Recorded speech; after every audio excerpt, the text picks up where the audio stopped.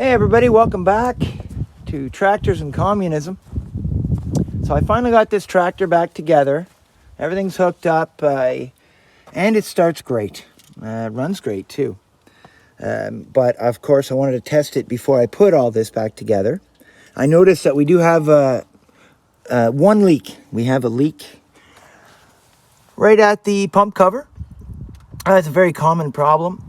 So what the easiest thing to do, of course, is to remove the exhaust manifold and just take that pump cover off and reseal it. And what I can do is possibly do a small video. It's fairly simple. This is not rocket science. Nothing is really. So what I'm going to do is I'm going to take that top cover off. I have to test the transmission first. All I did was I burled it over a number of times with the shut-off, hoping the pump will pick up the transmission fluid, fill the torque converter and everything. And then I've got to test it. And then I'll pull this top cover off and replace the O-rings. It's simple O-rings. It's in the throttle that it's leaking. And so I'm going to have to shut the fuel off after I test it and then just take care of what we got here. So I'll make another video on that. And here she is.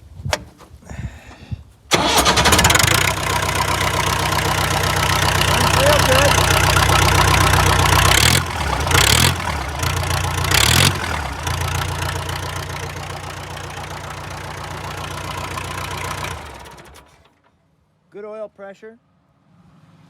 We'll see what we have once it's heated up, but the oil pressure goes right to the top.